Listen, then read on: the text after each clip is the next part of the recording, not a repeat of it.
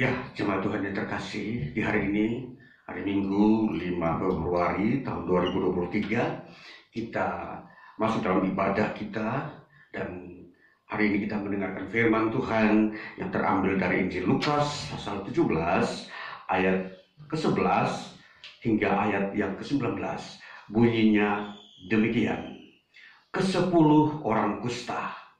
Dalam perjalanannya ke Yerusalem, Yesus menyusur perbatasan Samaria dan Galilea. Ketika ia memasuki suatu desa, datanglah ke-10 orang kusta menemui dia. Mereka tinggal berdiri agak jauh dan berteriak, "Yesus, Guru, kasihanilah kami." Lalu ia memandang mereka dan berkata, "Pergilah, perlihatkanlah dirimu kepada imam-imam." Dan sementara mereka di tengah jalan, mereka menjadi tahir. Seorang dari mereka ketika melihat bahwa ia telah sembuh, kembali sambil memuliakan Allah dengan suara nyaring, lalu tersungkur di depan kaki Yesus dan mengucap syukur kepadanya. Orang itu adalah seorang Samaria. Lalu Yesus berkata, "Bukankah ke-10 orang tadi semuanya telah menjadi tahir? Di manakah yang 9 orang itu? Tidak adakah di antara mereka yang kembali untuk memuliakan Allah selain daripada orang asing ini?" Lalu ia berkata kepada orang itu, "Berdirilah dan pergilah, imanmu telah menyelamatkan engkau." Ya, sampai demikian jauh bagian bacaan firman Tuhan bagi kita di hari ini. Saudara yang terkasih, dari bagian bacaan ini kita mau melihat ada rahasia apa di balik bacaan ini. Itulah sebabnya untuk melihat rahasia ini, saya memberikan tema dari bacaan ini adalah 2 tanda pekerjaan Yesus Kristus. Saudara yang terkasih, di dalam berita dalam Injil Lukas yang kita sudah baca, ini sesuatu yang menampilkan sesuatu yang menarik sekali. Dan di dalam pencatatan seluruh kitab Injil, ini adalah bagian satu-satunya yang mencatat peristiwa 10 orang kusta disembuhkan oleh Yesus. Di dalam Injil Matius tidak ada, di dalam Injil Markus tidak ada, di dalam Injil Yohanes pun tidak ada. Itulah sebabnya Lukas satu-satunya adalah rasul atau murid Tuhan yang mencatat 10 orang kusta ini di dalam catatan Injil Lukas. Saudaraku yang terkasih, kalau kita mau melihat tema ini, bahwa dua tanda pekerjaan Yesus Kristus di muka bumi ini. Yang pertama adalah pengampunan dosa. Kita mau melihat saudara, pengampunan dosa sebagai sebuah tanda di situ pekerjaan Yesus Kristus di muka bumi. Kita mau melihat tanda seperti apakah yang diperlihatkan dalam pekerjaan Yesus dalam mengampuni dosa. Yang diperlihatkan secara jelas dalam Injil Lukas ini adalah kesembuhan dari penyakit kusta. Mengapa saudara? Penyakit kusta disimbolkan sebagai tanda bahwa itu pengampunan dosa yang dilakukan oleh Yesus. Mari kita mau melihat latar belakang penyakit kusta.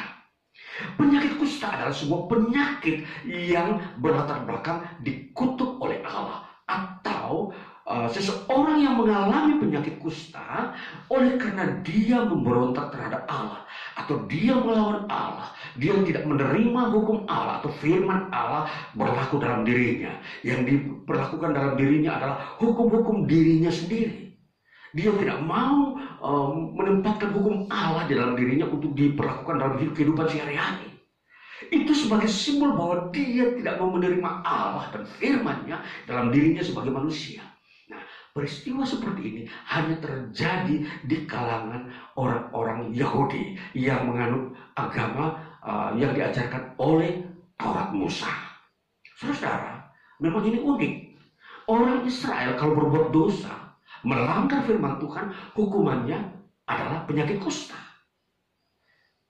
Sedangkan bangsa-bangsa lain, ketika melawan Allah, bahkan menolak Allah, menyembah berhala, tidak ada penyakit kusta. Inilah sebuah keunikan yang kita mau melihat bagaimana Tuhan itu bekerja di dalam kuasanya dari surga datang ke bumi melalui bangsa ini. Nah, mari kita mau menyimak dan mengerti penyakit kusta ini. Penyakit kusta tidak ada di bangsa-bangsa lain, hanya ada di bangsa Yahudi atau orang Israel. Jadi sekalipun orang lain atau bangsa lain yang menentang Tuhan, mereka tidak mengalami penyakit kusta. Maka itulah sebabnya penyakit kusta kita di dalam menelusurinya, maka kita melihat penyakit ini adalah penyakit menular. Penyakit ini dia tidak bisa disembuhkan oleh pengobatan-pengobatan manusiawi. Karena ini bersifat hukuman Allah, maka ini menjadi sebuah pertentangan Allah terhadap orang yang mengalami penyakit ini. Dan yang berikutnya, orang yang mengalami penyakit kusta ini adalah bukan anak kecil, tapi orang dewasa. Artinya bahwa dia sudah mengenal hukum Tuhan, namun dia menolaknya. Dia tidak mau melakukannya, dan dia tidak mau menerima Allah dalam dirinya. Itulah sebabnya Tuhan mendatangkan penyakit kusta dalam dirinya sebagai tanda bahwa Tuhan menentang orang tersebut. Itulah sebabnya saudara-saudara, di Israel tidak semua orang mengalami penyakit kusta. Dikatakan hanya 10 orang. 10 orang ini dikucilkan dari keluarganya. Bisa saja dia seorang pemuda, bisa saja dia seorang kepala keluarga. Dan penyakit kusta ini biasanya dikenakan kepada hanya orang laki-laki. Orang perempuan jarang mengalami penyakit ini. Dan saudara-saudara, yang kekasih, penyakit kusta ini penyakit yang merendahkan derajat seseorang. Sekalipun dia raja, tetapi ketika dia mengalami penyakit kusta, dia menjadi hina dan terendah. Dan dia tidak mau menempatkan dirinya, memperlihatkan dirinya bahwa dia sakit kusta. Dan inilah sesuatu yang unik di tengah-tengah kehidupan orang Israel. Dan ini saudara-saudara yang terkasih, bagaimana kita mau melihat apa yang unik ini? Itu dihadirkan sebagai sebuah perbuatan nyata bahwa Yesus mengampuni dosa manusia melalui kesembuhan terhadap penyakit kusta ini. Dan kalau saudara-saudara kita melihat apa yang terjadi dalam Injil Lukas tadi, bahwa 10 orang ini sebenarnya mereka tidak bisa bergaul dengan masyarakat lain. Mereka orang yang ada di pinggiran desa, dan biasanya mereka bertempat tinggal di daerah-daerah di bawah kaki gunung. Mereka tidak diizinkan masuk ke dalam kota keramaian, dan tidak seorang pun akan mengizinkan mereka masuk di sebuah lingkungan masyarakat umum. Dan itulah sebabnya karena mereka sudah mengalami penolakan, mereka hanya berdiam di satu lokasi yang memang di situ khusus untuk mereka. Tapi kita perhatikan, Yesus datang ke sana. Yesus sudah tahu tempat di mana pengasingan orang-orang kusta. Dan Yesus sudah tahu orang-orang kusta ada di Israel, di mana sudah disiapkan tempat-tempat bagi mereka. Dan Yesus pergi ke sana. Mengapa, saudara? Tanpa kehadiran Yesus, peristiwa penyembuhan ini tidak bisa terjadi. Dan mengapa Yesus harus hadir di sana? Yesus hadir untuk menyatakan kasih Allah di dalam dirinya kepada mereka. Artinya Allah mau mengampuni mereka. Allah mau datang memberikan sebuah belas kasihan. Itulah sebab yang dikatakan oleh 10 orang ini ketika Yesus masuk di lingkungan perbatasan tempat tinggal mereka. Mereka berdiri dari jauh berkata kepada Yesus, "Yesus, Guru, kasihanilah kami." Saudara, ini bahasa satu-satunya bahasa yang kata yang keluar dari orang kusta. Tidak bisa ada kata yang lain. Karena mereka perlu dikasihani. Mereka orang terbuang. Orang yang sudah tidak mempunyai hak untuk bekerja di tengah masyarakat. Mereka sudah tidak mempunyai hak untuk menikmati tempat yang nyaman bersama masyarakat yang lain yang sudah maju. Terpaksa mereka tinggal di gua-gua atau di daerah-daerah yang memang di situ bisa berlindung. Mereka orang pengangguran. Inilah yang dikatakan Yesus datang kepada mereka. Mereka hanya dikasihani oleh Allah. Manusia sudah tidak mampu mengasihani mereka. Seorang pun tidak bisa. Bagaimana bentuk belas kasihan manusia terhadap mereka sudah tidak bisa. Mereka kalau ingin mengasihani mereka, terpaksa mereka hanya melemparkan makanan dari jarak jauh, roti ataupun ikan dari jarak jauh supaya mereka bisa makan. Karena mereka tidak bisa bekerja, bercocok tanam, beternak pun tidak bisa. Dari mana mereka makan? Mereka hanya mendapatkan belas kasihan dari keluarganya yang datang mengunjungi mereka atau orang lain yang mempunyai kenalan, membuang roti dan mereka makan tanpa harus melalui hidangan. Mereka harus ambil dari tanah karena tidak seorang pun bisa mampu bersentuhan dengan mereka. Karena kalau demikian akan tertular. Nah, inilah fakta tentang penyakit kusta. Nah, saudara, Yesus hadir dan ketika mereka berkata, kasihanilah kami. Ini sebuah keterbukaan dari orang-orang penyakit kusta ini. Bahwa mereka masih ingin sembuh. Mereka mempunyai harapan dengan sembuh ketika melihat Yesus. Sebuah pribadi, seorang pribadi yang datang. Bukan untuk memberi makanan, tetapi untuk memberikan kesembuhan. Saudara, perbedaan kehadiran Yesus dengan kehadiran masyarakat lain di sekitar lingkungan orang kusta sangat berbeda. Tentunya perbedaannya di mana? Orang lain datang membawa makanan, tetapi Yesus datang tidak membawa sesuatu apapun. Tapi Yesus memandang mereka dan mereka tahu bahwa pribadi yang berdiri dekat mereka satu-satunya pribadi yang memiliki kuasa untuk menyembuhkan mereka. Dan apa yang mereka harapkan dari Yesus terjadilah. Apa yang dilakukan Yesus terhadap mereka. Yesus berkata, pergilah kepada imam-imam. Saudara, perintah Yesus, pergilah kepada imam-imam. Ini sebuah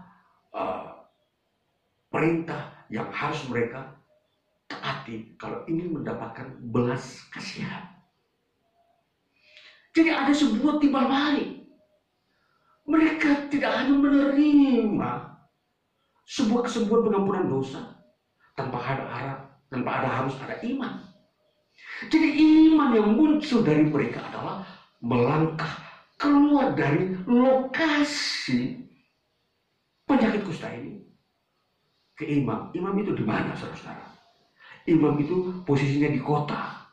Jadi kalau dari perjalanan tempat mereka keterasingan ini ke kota Yerusalem, itu harus melewati beberapa desa lain yang memang mereka adalah orang-orang yang tidak mengalami penyakit kusta. Betapa sukar. Apa yang Yesus perintahkan tetap mereka lakukan. Mereka tidak peduli ada kesukaran. Tapi karena ini perintah yang mereka sudah mengerti bahwa ini perintah datangnya dari Allah. Mereka menjalaninya. Namun sebelum mereka tiba di imam-imam, dalam perjalanan, sebelum melewati desa yang mereka anggap itu suatu kesukaran, mereka telah sembuh. Berapa meter jaraknya? Mereka keluar dari tempat pengasingan itu kurang lebih tidak sampai 100 meter. Mereka sudah sembuh semua. Bayangkan, antara 100 meter dengan berkilo-kilometer sampai di kota Yerusalem, itu mereka telah menikmati kesembuhan. Maka apa ini yang terjadi, saudara? Dengan melakukan sebuah sikap langkah perintah Yesus yang hanya membutuhkan waktu singkat, tapi itu merupakan perwujudan iman, ketaatan, respon terhadap perintah Yesus, dan mereka sembuh. Saudara, ini yang harus kita perhatikan. Pekerjaan Yesus di dalam mengampuni dosa ini harus berbarengan dengan respon mau taat kepada perintahnya. Jadi memang Yesus mengampuni dosa. Ketika kita berkata, Tuhan ampunilah dosa saya, ya, Ketika seseorang berkata kepada Yesus, ampuni dosa saya, Yesus sangat peduli. Dan doa ini sangat didengar. Dengan respon cepat, Yesus memperhatikan doa-doa orang-orang yang meminta ampun dosa. Jadi siapapun di muka bumi ini yang mau meminta ampun dosa kepada Yesus Kristus, dengan segera Yesus lakukan. Tapi kita perhatikan, di dalam rangka mendapatkan pengampunan dosa, Yesus memberikan perintah. Apa isi perintah Yesus? Pergilah kepada imam-imam. Apa maknanya? Bahwa ingatlah kepada ibadah. Imam-imam itulah yang akan melayani sebuah ibadah jemaat. Tapi saudara, kita perhatikan bahwa yang jelas langkah mengikuti perintah Yesus itu adalah langkah iman yang harus dilakukan oleh setiap orang. Kita datang kepada Yesus harus dengan iman. Kita beribadah kepada Yesus juga dengan iman, langkah iman. Jadi di sini pola yang ditetapkan Yesus bagi setiap orang untuk menerima pengampunan dosa seperti ini. Bahwa mintalah kepada Yesus dan lakukan perintahnya. Perintah beribadah kepada Allah di dalam Yesus Kristus. Itulah intinya. Makanya saudara, jadi tanda pekerjaan Yesus di dalam mengampuni dosa ialah lewat kesembuhan penyakit. Kalau kita membandingkan penyakit kusta dengan penyakit modern, tentunya jauh berbeda.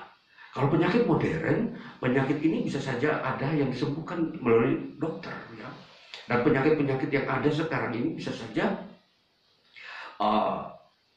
sebuah kelemahan manusia, bukan sebuah kutuk Tuhan, ya. Tapi yang jelas bahwa kalau kita membandingkan penyakit kusta dengan penyakit sekarang, penyakit kusta jauh lebih tinggi dampaknya. Dan kalau kita memperhatikannya bahwa penyakit kusta ini adalah penyakit yang tidak bisa disembuhkan. Jadi dengan kata lain, siapapun tabib, siapapun yang mempunyai pengetahuan tentang penyakit menular tidak akan bisa menyembuhkan. Catatannya adalah karena penyakit ini datang dari Allah secara langsung. Nah ini saudara, kita memperhatikannya. Maka kalau kita membandingkan dengan bangsa-bangsa lain yang bukan bangsa Yahudi, maka penyakit yang bisa disimbolkan, diwakilkan oleh penyakit kusta adalah penyakit-penyakit yang mematikan. Apakah itu? Kalau kita sudah melewati kemarin bahwa virus corona itu adalah mematikan, kanker mematikan, penyakit-penyakit yang melanda bagian-bagian organ tubuh manusia, itu semua mematikan. Saudara, bagaimana kita mau melihat bahwa Yesus Kristus memberikan tanda pengampunan dosa melalui kesembuhan? Tanda yang pertama, saudara, bila saudara benar-benar mengalami sebuah penyakit yang dokter katakan tidak bisa disembuhkan, datanglah kepada Yesus, minta pengampunan dosa daripada Dia, dan Dia akan mengampuni dosamu plus menyembuhkan penyakitmu. Inilah tanda pengampunan dosa. Saudara, kalau kita orang modern biasanya malas mengaku dosa. Saya tidak sakit. Saya masih nyaman-nyaman aja, masih bisa pergi rekreasi, bekerja. Saudara, dosa ketika sudah mulai memuncak, barulah dia berubah menjadi penyakit. Namun kita harus waspada. Sekalipun dosa itu kecil, jangan sampai dia besar baru kita mengaku dosa. Kepada satu orang pun kita harus datang kepada Tuhan, ampuni dosa saya karena saya telah berdosa kepada seseorang. Jangan untuk 100 orang baru kita datang mengaku dosa. Nanti sudah menjadi sebuah penyakit. Tentunya Tuhan bisa sembuhkan. Cuma kita mengalami kerugian, kita terasing, kita menganggur, kita tidak diberkati. Bahasa yang lain, orang menganggur sama dengan tidak diberkati, tidak menerima berkat Tuhan. Nah inilah saudara, kita mau memahami bagaimana pengampunan dosa yang dilakukan oleh Yesus. tanda yang Yesus kerjakan ketika seseorang mendapat pengampunan dosa, dia disembuhkan dari penyakit. Yang kedua, dia diberikan berkat karena dia tidak jadi menganggur. Yang ketiga, dia diangkat, bukan diremehkan. Dia kembali ke status yang semula, bukan diasingkan lagi, tapi kembali kepada posisi-posisi yang baik. Perhatikan ini, saudara. Injil menawarkan kepada kita manusia bahwa Allah mau memulihkan hidup kita. Kalau kondisi dunia kenapa sering terjadi krisis, itu pertanda Tuhan sedang mau menghukum manusia agar manusia harus cepat berbalik dan bertobat. Ini tanda-tanda pekerjaan Kristus. Tanda-tanda yang ada di dunia ini untuk kita mengerti bahwa perlu kita mengakui dosa kita. Bila sebuah krisis datang, penyakit datang, cepatlah bertobat, mengaku dosa. Itu tanda yang paling jelas. Jangan mau melarikan diri. Ini bukan sebuah penghukuman, ini sebuah gejala alam. Tidak ada gejala alam tanpa pekerjaan Tuhan. Selalu Tuhan menjadi pribadi tunggal yang menciptakan alam ini buruk adanya. Itu sebagai tanda Tuhan menghukum manusia karena tidak pernah mau bertobat dan mengaku dosanya. Tetap mau selalu berbuat dosa. Saudara yang terkasih, ini dari sinilah kita mau belajar iman Kristen. Iman Kristen selalu mengajarkan kunci-kunci kehidupan. Kalau di dunia ini mengalami sebuah dilema, masalah-masalah yang berat, kuncinya larinya adalah datanglah kepada Yesus dan bertobatlah dan kembali beribadah kepada Dia. Itu kunci yang dibukakan oleh Injil firman Allah kepada umat manusia. Kalau manusia tetap mengeraskan hati, maka yang terjadi kematian karena tidak ada belas kasihan Tuhan. Saudara yang terkasih, ini yang pertama daripada pekerjaan Kristus Yesus di muka bumi. Tanda yang pertama. Tanda yang kedua adalah menyelamatkan. Saudara, menyelamatkan di dalam ayat yang kita sudah baca, ayat yang ke-19. Lalu ia berkata kepada orang itu, berdirilah dan pergilah, imanmu telah menyelamatkan engkau. Imanmu telah menyelamatkan engkau. Iman yang mana? Iman yang ketika engkau datang sujud di hadapan Yesus ketika engkau telah sembuh. Dikatakan pada ayat yang ke-16 begini. Lalu tersungkur di depan kaki Yesus dan mengucap syukur kepadanya. Orang itu adalah seorang Samaria. Saudara-saudara, di dalam bagian ini dari 10 orang penyakit kusta tadi yang sudah disembuhkan Yesus, ternyata hanya ada satu orang saja yang kembali mengucap syukur kepada Yesus. Saudara-saudara, seorang ini menjadi sebuah gambaran yang memperlihatkan kepada kita manusia. Ketika kita membaca kisah ini, seseorang ini adalah seorang yang memiliki pribadi yang sungguh-sungguh berterima kasih atas kemurahan Tuhan. Sekalipun Yesus mengampuni dosa dan menyembuhkan penyakit kusta, tidak akan kambuh lagi. Yesus sekalipun mengampuni dosa sekali untuk selamanya, itu pertanda bahwa orang itu diselamatkan. Namun ketika kembali kepada Yesus adalah nilai plus. Semua orang bisa masuk surga, tetapi tidak semua orang bisa mendapat karunia dari surga untuk memuliakan Yesus. Itu berbeda. Jadi 10 orang yang disembuhkan mereka ini masuk surga, mengalami pengampunan dosa.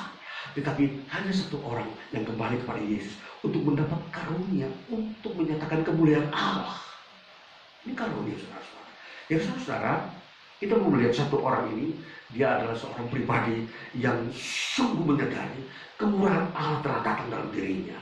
Dengan dia menerima kesembuhan dan pengampunan dosa ini, dia datang menyembah Yesus. Dan saudara, orang Samaria ini adalah orang yang memperlihatkan kepada kita sebagai bangsa-bangsa lain bahwa Yesus adalah Allah yang harus disembah. Di dalam kitab Injil lain tidak memperlihatkan orang menyembah Yesus ketika mereka sudah disembuhkan. Hanya di dalam Injil Lukas ini sajalah yang memperlihatkan bahwa seorang Samaria ini dia datang menyembah Yesus. Dia melihat Yesus itu adalah Allah. Karena dia selama hidupnya, selama dia sakit kusta, dia tidak pernah merasakan belas kasihan Allah. Itu sebabnya ketika dia disembuhkan itu dia menganggap kasih Allah, belas kasihan Allah. Itu sebabnya dia menyembah Yesus. Dia dapat memandang Yesus adalah Allah yang datang dari tempat maha tinggi dari surga ke bumi. Saudara, banyak orang meragukan dan masih meragukan melihat bahwa Yesus itu pribadi Allah yang datang ke dalam manusia. Itulah sebabnya ini masih rahasia. Ini bentuk rahasia yang tidak bisa dipahami oleh manusia. Kenapa Yesus disebut Allah? Ini ada sesuatu yang tersembunyi, yang Yesus sembunyikan di depan mata manusia sampai hari ini. Bahwa supaya orang yang mempunyai iman sajalah yang bisa mendapat karunia-karunia dari surga. Mereka yang tidak mempunyai iman tidak bisa melihat bahwa Yesus itu Allah. Itulah sebabnya 9 orang yang disembuhkan ini tidak bisa melihat bahwa Yesus itu Allah. Hanya 1 orang. Bandingkan dengan kita sampai zaman ini, masih berjuta-juta orang yang tidak bisa melihat bahwa Yesus itu Allah. Mereka masih menganggap dia itu pribadi manusia yang lahir dari seorang manusia. Tidak salah. Tetapi dia bukan saja manusia, dia memiliki pribadi Allah. Dan itulah wujud Allah datang ke dalam dunia, menyatakan dirinya kepada manusia supaya manusia dapat menerima pengampunan dosa. Ini saudara. Saudara yang masih ragu untuk percaya Yesus sebagai Allah, lihat peristiwa ini. Hanya orang yang mempunyai iman sajalah yang bisa melihat bahwa Yesus itu Allah. Hai saudara, Yesus berkata, setelah dia menyembah Yesus berkata, berdirilah, pergilah, imanmu telah menyelamatkan engkau. Iman yang melihat bahwa Yesus Allah, itu yang menyelamatkan dia dari keadaan yang pas-pasan, yang tidak dibukakan rahasia-rahasia kerajaan surga.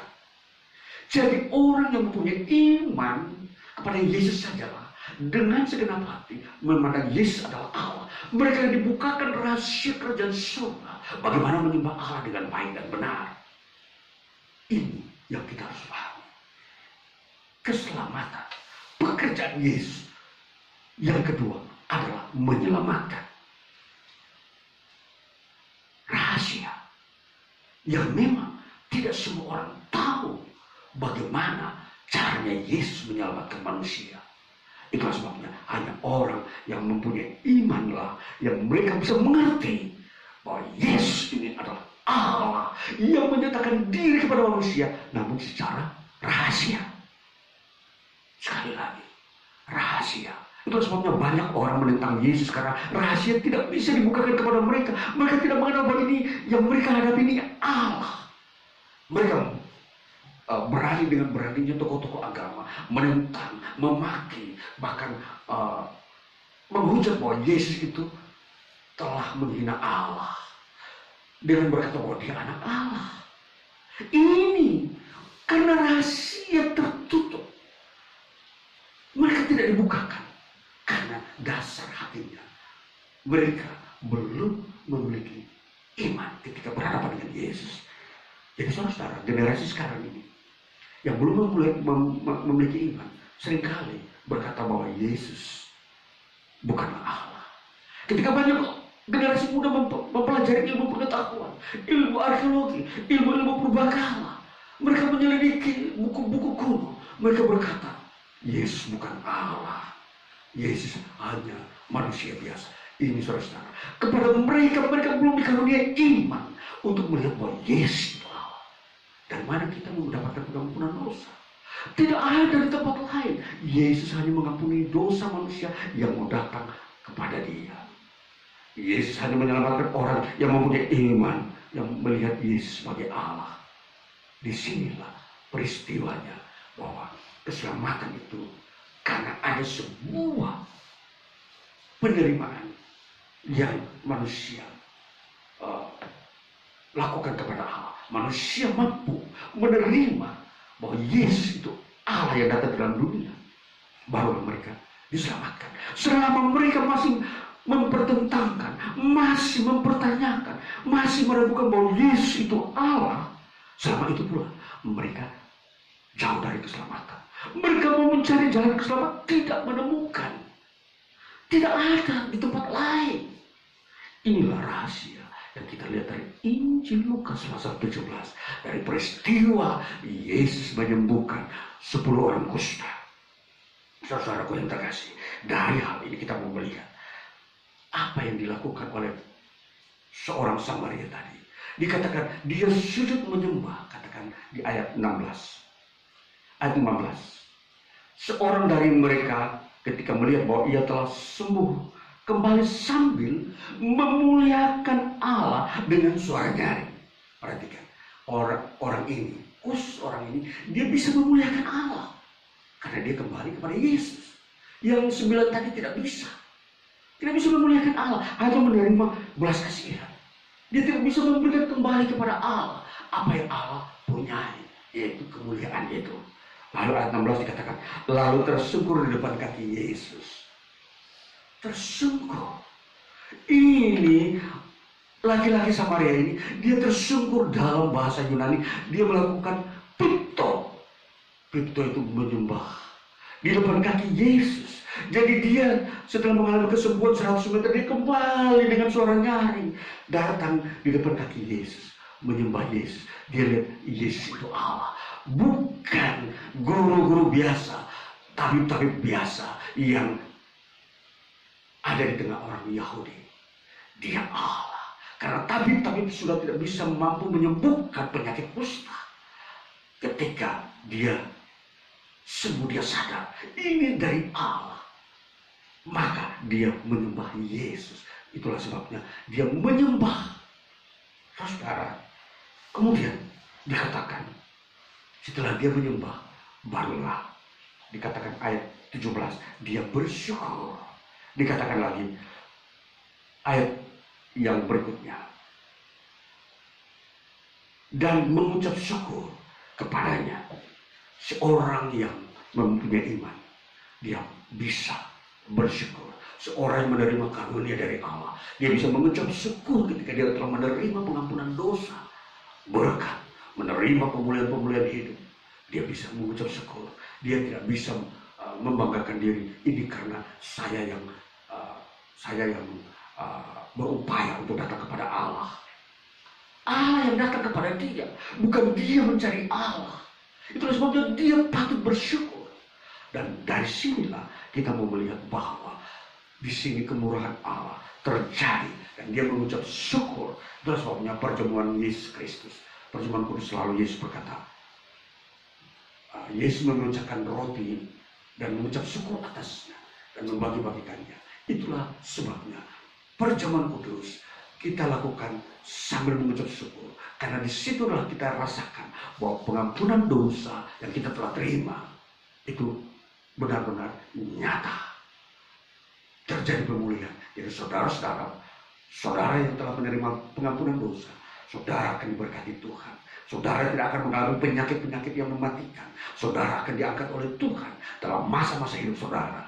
Perhatikan 3 unsur ini, bahwa pemulihan setelah Tuhan mengampuni dosa, ada 3 unsur yang akan saudara terima. Berkat Tuhan, penyakit tidak akan penyakit tidak akan melanda dirimu lagi, dan engkau akan diangkat menjadi seorang yang berguna, yang bisa memuliakan Allah. Tuhan Yesus memberkati kita semua. Haleluya.